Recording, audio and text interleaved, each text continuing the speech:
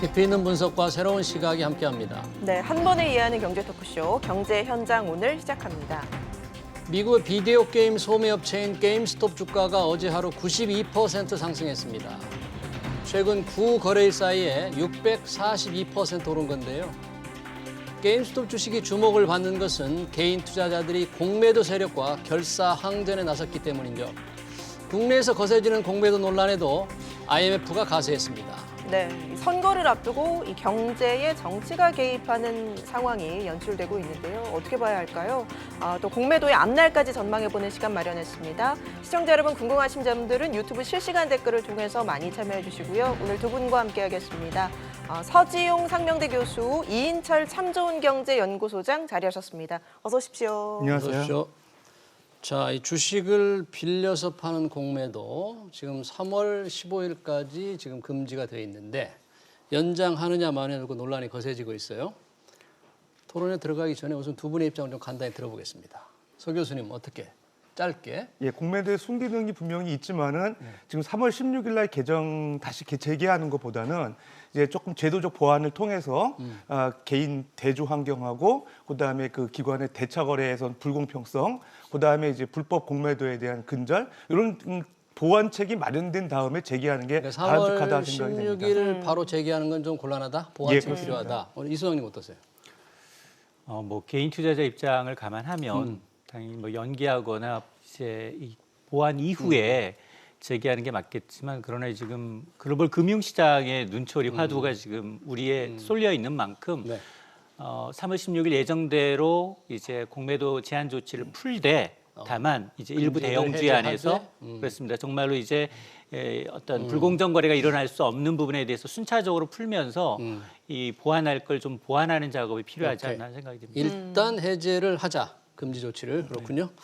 알겠습니다. 두 분의 이제 그 얘기를 들어보기로 하고 지금 정부 입장이 정부라면 이제 금융위원회인데 아직 명확한 겁니까? 명확하지 않은 겁니까? 연장이 될 것 같은 분위기이기도 하고 어떻습니까? 일단 결정은 2월 17일 날 예. 금융위원회 정례 회의에서 결정될 걸로 보이고요. 예. 지금 정치권에서 그 제도 보완을 통해서 지금 그 3월 16일 날 당장 재개하는 것보다는 제도 보완이 성급하다 이런 얘기를 하면서 이제 최근에 이제 국민들 여론이 대체적으로 보면은 공매도 재개하는 거에 대해서 부정적 의견들이 많거든요. 예, 예. 정치권은 그런 걸 수렴하는 것 같고 그런 압력이 사실은 이제 금융위에도 영향을 주다 보니까 금융위원회에서 올 연초까지만 하더라도 3월 15일까지 공매도 금지를 종료하고 16일부터 재개하겠다고 얘기를 했었는데 최근 그 1월 18일에 그 금융위원장 얘기로는 이제 좀 신중하게 결정할 거고 아직 정해진 바가 없다 이런 얘기를 하고 있거든요. 예. 아마 결정은 2월 달에 나겠지만 대체적으로 한 3개월에서 6개월 정도 유예하는 방안도 좀 유력하게 나오지 않을까 생각이 됩니다. 예, 뭐 요즘 주식에 대한 관심이 워낙 높기 때문에 청와대 국민청원에는 공매도를 영원히 금지해야 된다 이런 청원글이 올라왔었죠. 여기에 그렇습니다. 20만 명 가까이가 지금 동의한 상황이라고 해요. 개인 투자자들의 입장은 충분히 이해가 가죠. 지난해 외국인들이 20조 넘게 주식을 팔고 나갔을 때 국내 개인 투자자들은 64조 원 넘게 사들이면서 지수를 방어했고 그리고 우리 증시가 한 단계 레벨업 되는데 굉장히 기여를 했는데 그런데 다시 한번 이제 주식 하락에 베팅을 해서 수익을 내는 공매도가 재개가 되면 늘 그동안 당했던 트라우마처럼 외국인이 이 시장의 주력 이제 업체고 그리고 기관이 굉장히 절대적 비중을 차지하기 때문에 개인들 입장에서는 오히려 더 손해를 보는 게 아니냐라는 이제 인식이 강할 수밖에 없습니다. 자, 그럼에도 불구하고 지금 세계 유수 기관들 그리고 오는 5월이면 우리 그 코리아 한국 증시는 사실은 세계 경제 규모는 세계에서 한 10위권 내외지만 금융시장만큼은 이머징 마켓입니다. 신흥시장. 예. 그러니까 우리가 미국, 일본, 유럽과 경쟁을 하지 않고 중국, 인도 이런 이제 대만 이런 국가들과의 비중 조정을 하게 되는데 지금 그 코로나 때문에 이런 이제 일시적인 충격으로 공매도를 금지했던 대부분의 국가가 다 풀었어요. 네. 유일하게 남아있는 국가 몇 손가락 안 되는데 우리나라가 지금 포함이 되는데 예. 그것도 시점이 참 묘한 데다 IMF가 또 경고하고 나섰어요. 야, 선거 앞두고 또 관치금융의 아주 부적절한 사례로 찍어서 얘기를 하고 있기 때문에 이런 걸 감안하게 되면 계속해서 한국이 관치금융이라는 어떤 낙인을 찍힐 수 있기 때문에 중장기적인 측면에서 상당히 좀 부정적 외국인들한테 시각이 가해질 수 있다라는 점 때문에 저는 3월 16일 재개하고 순차적으로 제도를 좀 보완해 나가는 것도 방법이라는 생각이 듭니다. 지금 시장에서는 여러 가지 목소리가 나오고 있는데 일단 여당에서 이 금지 조치를 일단 연장을 해야 된다. 이런 강력한 목소리를 내고 있고 또 행정부의 수반인 이 총리도 지금 부정적이잖아요. 상황이 이러면 왜 그쪽에서는 뭐 선거 때문인가요? 왜 그럴까? 뭐 영향도 없지 않아 있을 것 같습니다. 아까도 말씀하셨다시피 국민청원이 이제 청와대 게시판에 올라오고 지금 그 소위 말해서 동학개미 많이 이제 주식에 관심이 많고 투자를 해서 주가 지수도 지금 뭐 3,000포인트 이상 올라온 지가 오래됐는데 이런 것들을 이게 기관들이 이제 공매도를 통해서 사실은 이익을 보면서 주가가 떨어질 가능성도 있다. 이게 사실은 그 개미 군단들의 걱정이거든요. 예. 그런 것들을 정치권에서 수렴해서 의견을 내다 보니까 사실 금융위원회 같은 경우도 뭐 제도 보완 얘기는 하지만 쉽사리 재개 가능성에 대해서 언급 못 하고 있는 것 같아요. 뭐 어떤 분들은 외부에서 뭐 정치가 금융에 간섭하는 게 나쁜 그 상황 아니냐 이렇게 얘기는 하지만 제가 볼 땐 관치금융하고는 조금 다른 것 같아요, 결이. 우리가 관치금융이라는 건 보통 제1금융권, 은행에 대해서 정부가 그 대출을 뭐 압력을 넣는다고 해가지고 대출 부실화가 생기는 게 사실 관치금융이었는데 이건 자본시장의 건전한 발전을 위해서 사실 개미들이 그동안에 기관들에 의해서 많이 피해를 보고 있는 사례를 알고 있음에도 불구하고 제도 개선이 안 이루어졌었거든요. 그걸 정치권이 나서서 얘기를 하는데 우연찮게 그게 선거가 앞두고 있다는 것 때문에 이제 사실 좀 오해를 받을 수 있지만 우리가 그 결국 자본시장 발전을 위해서는 앞으로 꼭 해결하고 넘어가야 될 문제라는 측면에서는 이번 기회에 좀 우리가 좀 신중하게 접근해서 해결해야 되지 않나 생각이 됩니다.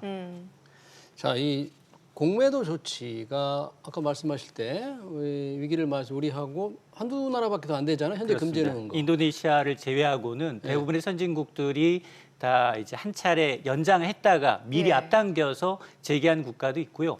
아예 이번 위기에서 공매도 금지를 하지 않고 그냥 시장 자율 기능에 맡긴 국가도 있습니다. 그럼 네. 한시적으로 정지를 했다가 다시 시행한 국가들, 그 국가들 상황은 어때요?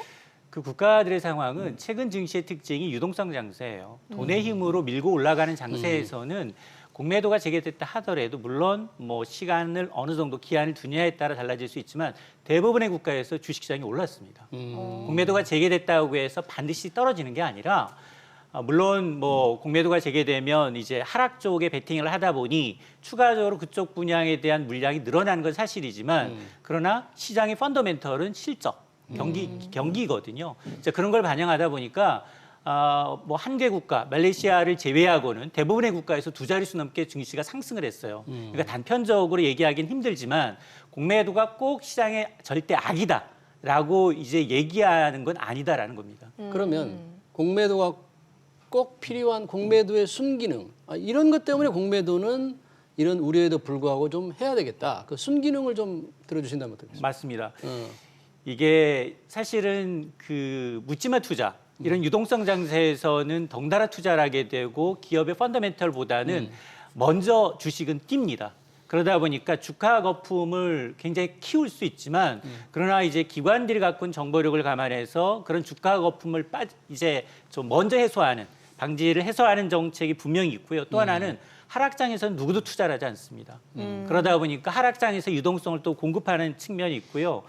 그리고 아마 대부분의 선진 시장에서 이걸 놔두는 이유는 주식 시장이라는 건 상승할 때에도 수익을 내는 구조지만 하락할 때도 수익을 내는 이른바 해지 기능이 필요하기 때문에 이런 이제 조금은 개인 투자자들한테는 다소 불합리한 운동장, 기울어진 운동장으로 여겨지지만 이제 그 이 제도를 존속하고 있는 부분이 있거든요.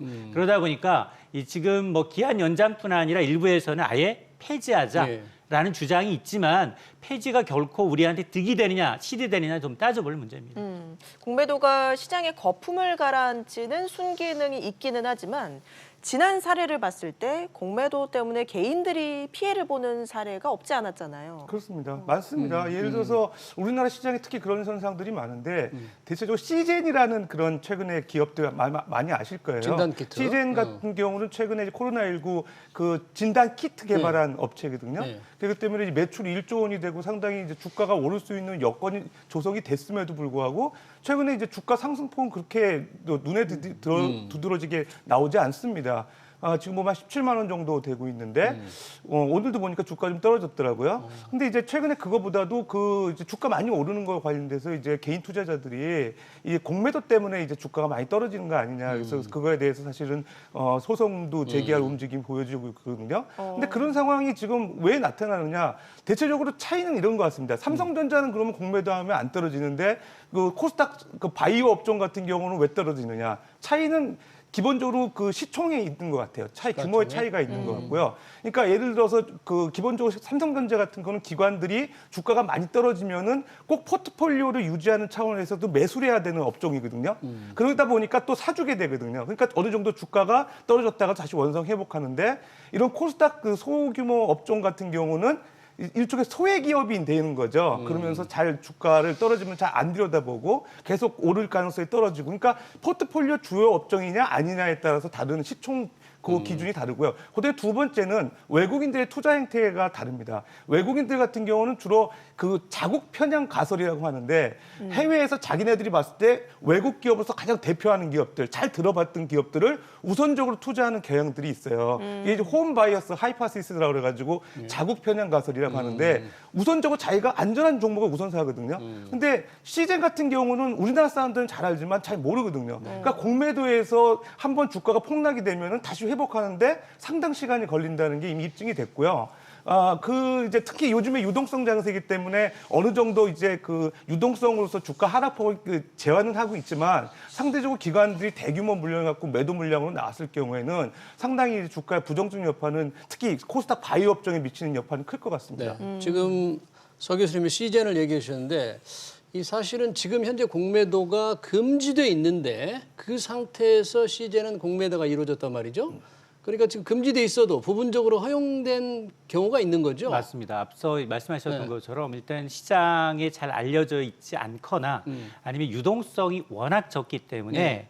이게 어떤 공매도로 인해서 혹은 한쪽 방향으로 쏠릴 경우에 그 반대쪽에 물량을 해줄 이제 시장 조성을 하는 기관이 필요한 겁니다. 예외적으로 그걸 증권사들이 이제 허용되니까. 하거나 이런 역할을 하게 되는데 그러다 보니까 오히려 그게 또 역이용돼서 합리적 불법과 합법의 경계에서 이제 이걸 악용하는 사례가 있기 때문에 이제 이런 문제가 제기가 되고 있는데 그러다 보니까 사실 이 문제가 지금 제기된 게 아니라 과거 이제 셀트리온의 저 서정진 전 회장의 경우에는 계속해서 공매도 때문에 코스닥 이제 시가총액 1위 기업이었음에도 불구하고 나 사업 못 하겠다라고 얘기했을 정도였거든요. 예. 근데 그 당시에는 거의 뭐 잠깐 뭐 이제 얘기를 들어준 척했지만 지금처럼 뭐 여러 가지 공매도 제도에 대한 보완 대책을 마련하겠다 이런 게 없었어요.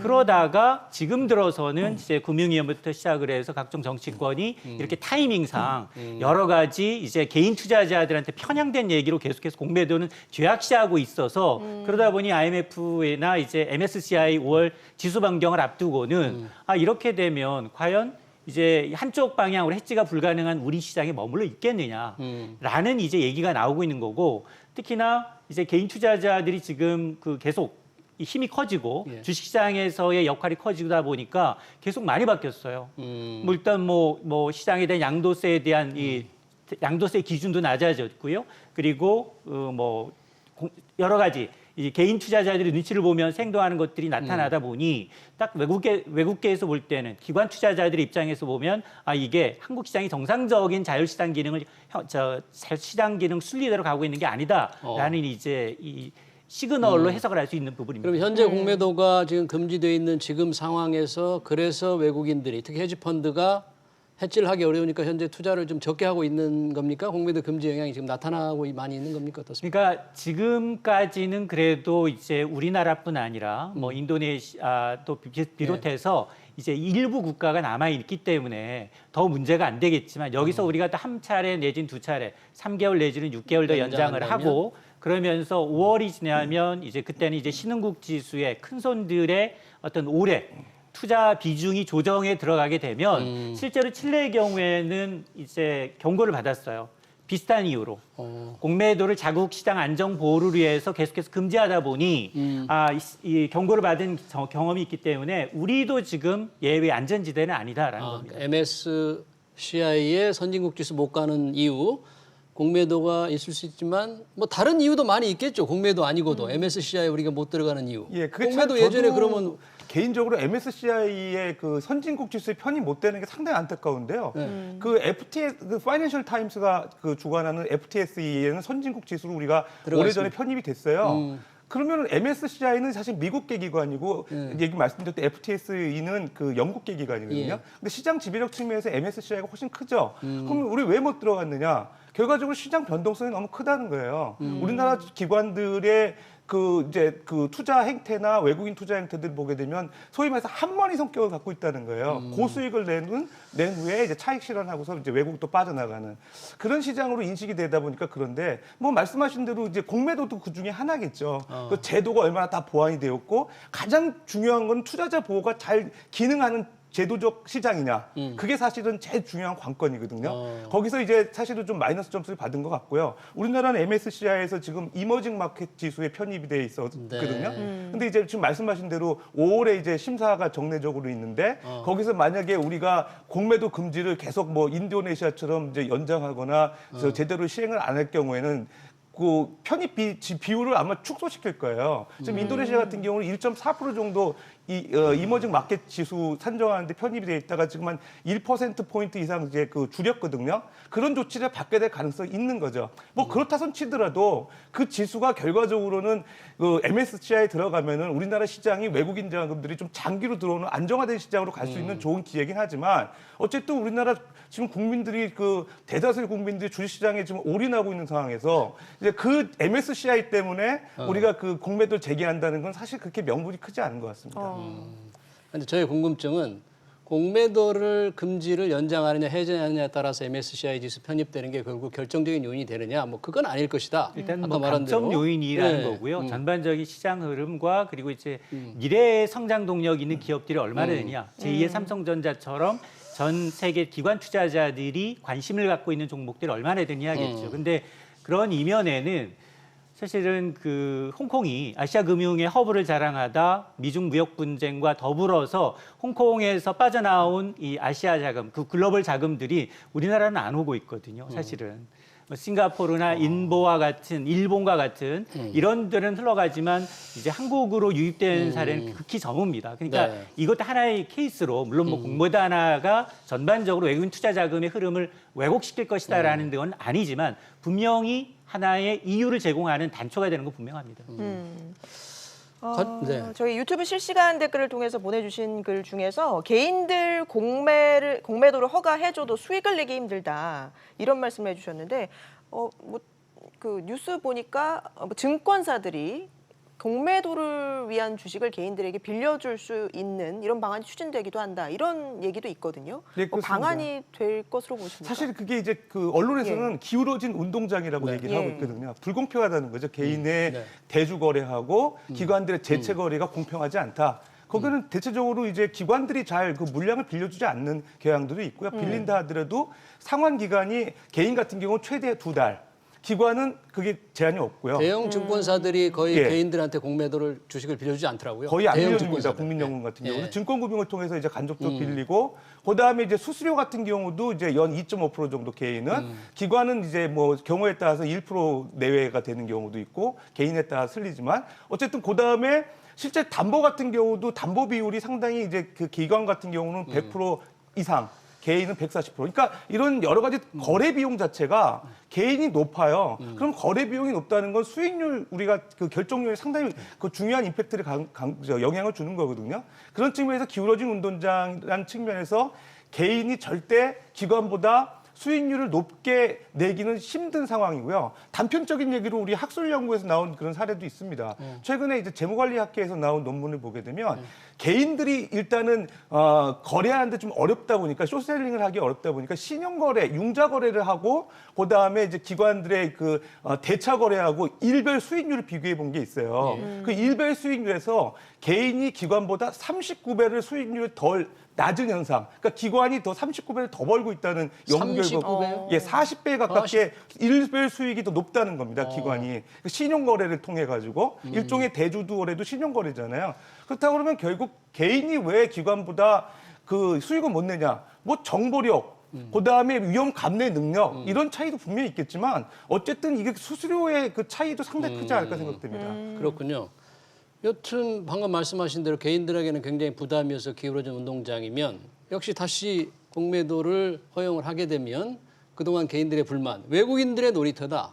외국인들이 이런 걸 잘 활용해서 정보력도 많고 자금력도 많이 되니까 외국인만 뭐 좋은 일 해줄 게 뭐가 있느냐.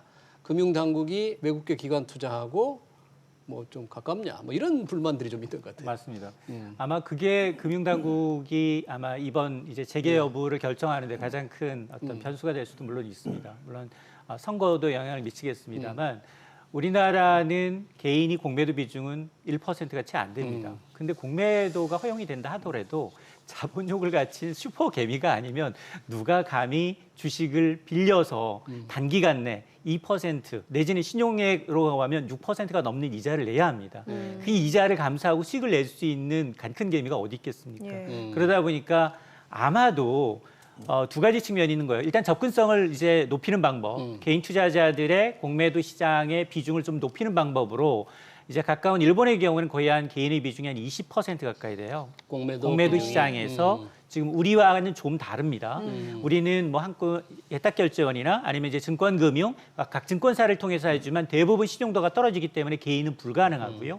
그러나 일본의 경우에는 사설, 개별 이제 이런 투자 자문사를 허용을 해서 주식을 빌려줄 수 있도록 유도를 하고 있거든요. 자, 그러다 보니 지금 우리와는 좀 다른 이 양상을 보이고 있는데 그럼에도 불구하고 가장 중요한 건 이제 불법적으로 정말 음성적으로 거래되면서 불법과 경계, 합법의 경계에서 이 투자자 일단 이 정보의 불일치성으로 나타나는 이 불합리한 걸 그대로 개인 투자자들이 다 몸으로 맡고 있는 상황이기 때문에 이걸 얼마나 개선하느냐는 게 이제 최대 관건일 것 같습니다. 아니, 도대체 정부는 그동안 이 불법 공매도, 무차입 공매도를 왜 막지 못하고 무차입 공매도의 대부분은 불법 공매도는 외국계 증권사들이 저질렀더라고요. 그동안 뭘 했을까요? 그 제도적 보완이 좀 필요한데요. 네. 정부가 강조하는 게 이제 올해 3월 달부터 시행하겠다고 얘기하고 있는데 첫 번째 말씀드렸던 무차익 공매도 네이키드 쇼셀링이라고 합니다. 그러니까 먼저 그 셀링하고서 그다음에 차입하는 그런 것들. 사실 그거에 대한 규제를 강화하는 조치가 있는 것 같아요. 지금 우리가 그 거래 건당 최대 9천만 원까지 과태료 내는 제도가 지금 나와 있는데요. 저게 미국 같은 경우는 지금 저 화면에도 나오지만 500만 달러 이하의 벌금 또는 20년 이하 징역. 그다음에 프랑스 같은 경우 부당이득이 10배 이상 벌금. 이걸 우리나라 같은 경우는 공매도 이후에 뭐 유상증자를 할 경우에는 이제 지금 5억인가요? 5억의 어떤 벌금, 그다음에 부당이익의 1.5배 정도로 이제 강화하겠다. 이렇게 얘기를 이제야 하고 마련하는 있거든요. 거죠. 이제야. 예, 이제 그렇게 하겠다는 거거든요.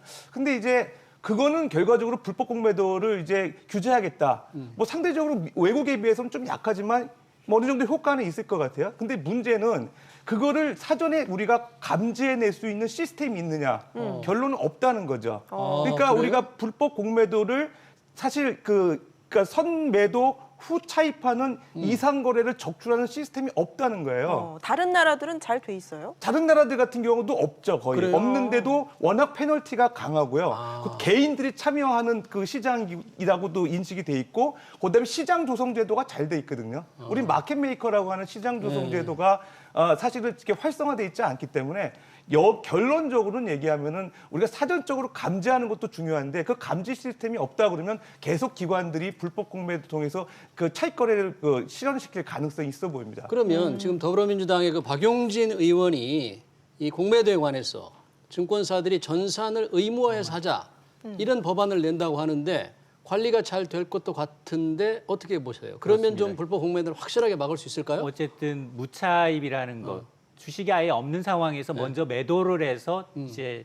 차익을 챙긴다는 얘기인데 이걸 검증하기 위해서 전산 시스템을 운영한다. 물론 뭐 IT 기술이 발달됐으니까 되겠지라고 했는데 네. 앞서 교수님 말씀해 주신 것처럼 선진 시장에서도 이게 무차입이 돼 있는 상태에서 공매를 하는 건지 아닌지를 판별하기가 쉽지가 그래요? 않다라는 겁니다. 그래서 금융당국도 이 부분을 인지하고 있지만 그럼에도 불구하고 지금 박용진 의원의 경우에는 네. 이런 이제 무차임 공매도를 전산 시스템을 의무화해서 네. 표시하도록 좀 걸러낼 필요는 네. 있다라는 법안이 올라와 있지만 이게 도입된다 하더라도 실질적으로 전 세계에서 이걸 성공한 국가가 시행하는 국가가 없다 보니 이게 또 문제가 되는 게 아니냐라는 거고 또 하나가 처벌을 앞서서 이제 뭐 징역형 내지는 아니면 최고 3배에서 5배까지 이제 벌금형을 늘리는데 그럼에도 불구하고 이 해외의 불법 공매도 처벌 규정과 비교하면 상당히 좀 낮아요. 낮은 수준이다 보니 그리고 사전에 적발하지 못하고 계속 이 일이 생기고 난 다음에 사후 약방문처럼 처벌하려고 하다 보니 문제가 생기는 게 아니냐라는 지적을 계속해서 받을 수밖에 없는 겁니다. 네. 불법 공매도 문제고 이 공매도가 만약에 뭐 해제가 된다면 이 공매도의 주요 타겟이 된다. 그런 뭐 종목 업종 어떤 것들이 바로 영향을 받을 수일까요? 그런 게 좀 지금 예상이 일단은 됩니까? 그 공매도에 타겟이 되는 업종은 이제 그 동안에 주가가 많이 올랐던 종목들, 이제 떨어질 일만 남은 종목들, 그 다음에 시장에서 지금 상당히 그 주식 발행 물량수가 작아서 결과적으로 크게 시장의 어떤 주가가 흔들릴 수 있는 기업들. 대체적으로 보면 코스닥의 바이오 업종들이 아마 타겟이 될 것 같거든요. 그런 쪽의 종목들에 한해서 외국인들의 대규모 매도가 이어진다고 하면 특히 우리나라 국내 개미들 같은 경우는 이런 주식들을 그동안에 많이 보유하고 있는 분도 있거든요. 상당히 이제 피해볼 개연성이 있어 보입니다. 네. 그리고 또 하나가 이제 예. 연기금이 주식시장이 이렇게 많이 오르다 보니 주식을 새로 사지 않아도 한국 주식 비중이 너무 커졌어요. 아, 시가총이 올라가니까 그렇습니다. 주가가. 그래서 지난해 말부터 계속 의무적으로 기계적으로 팔고 있거든요. 그렇군요. 아. 근데 그게 이제 연기금이 지금 700조 원 정도로 규모가 네. 커졌어요. 국내 주식만 담기에는 사이즈가 너무 커졌기 때문에 계속해서 앞으로 이제 해외 투자를 늘리겠다라고 발표를 해놨어요. 2025년까지 지금의 주식 비중을 더 줄여야 합니다. 근데 연기금의 성격상 굉장히 우량한 주식을 많이 갖고 있거든요. 그러면 2025년까지 계속 이런 주식에 대해서는 매물이 나올 가능성이 굉장히 높거든요. 그러니까 이런 걸 미리 계산하고 기관이든 또 아니면 외국인이든 계속해서 차익을 실현하는 내지는 이제 공매도를 통해서 이제 이득을 챙기는 그런 수단이 될 수도 있습니다. 예, 저희 시청자 지금 문자를 봐도 외국인과 그러니까 요 며칠 좀 조정이 나오고 있잖아요. 외국인 기관들이 많이 팔고 있는데 그걸 두고서 이제 요즘에 공매도를 하려고 주식을 많이 팔고 있다 이렇게 지금 해석을 하고 계시네요. 예, 뭐 일단은 3월 16일부터 재개 예. 가능성이 있다는 걸 알고 있기 때문에 대체적으로 그런 움직임들을 보이고 있죠. 근데 제가 생각할 때 빨리 제도 개선이 필요한 것 같아요. 그러니까 제가 간단하게만 좀 설명드리면 이제 얘기 많이 나오는 게 그러면은 뭐 아까 불법 공매도는 얘기는 했으니까 실제로 제도 개선 어떻게 할 거냐? 홍콩식 공매도 제도 도입하자 이런 얘기를 하잖아요. 홍콩식. 예, 제도를 그러니까 대형주 위주로만 공매도를 아, 허용하게끔. 부분적으로? 그 홍콩 달러 30억 불 이상. 네. 그럼 우리나라에서 4,600억 정도 되는 거고요. 거기에 대해서 제한을 하고, 그다음에 이제 업팅 룰이라는 걸 좀 적용하자. 예를 들어서 실제로 시장가 밑으로 주가를 내다 파는 거를 못 하게끔 주가 하락 방지책이죠. 네. 그다음에 세 번째 중국에서 많이 이제 지금 시행하고 있는 건데요. 공매도 결제 주기 단축입니다. 보통 우리가 거래할 때를 T 시점이라고 할 때 T+2가 보통 그 결제일이 되잖아요. 우리 같은 경우. 네. 그걸 T+1로 하거든요. 공매도에 한해서 하루로. 중국 같은 경우는. 그런 제도까지 또 좀 소소한 내용들이지만 보완을 하게 되면 상대적으로 기관들이 그 소위 말해서 지금처럼 뭐 마구잡이식으로 공매도여서 이익 버는 건 좀 제한시킬 수 있지 않을까 생각을 해봅니다. 알겠습니다. 여기까지 듣도록 하겠습니다. 지금까지 이인철 참좋은경제연구소장 서지용 상명대 교수와 함께했습니다. 고맙습니다. 네, 감사합니다.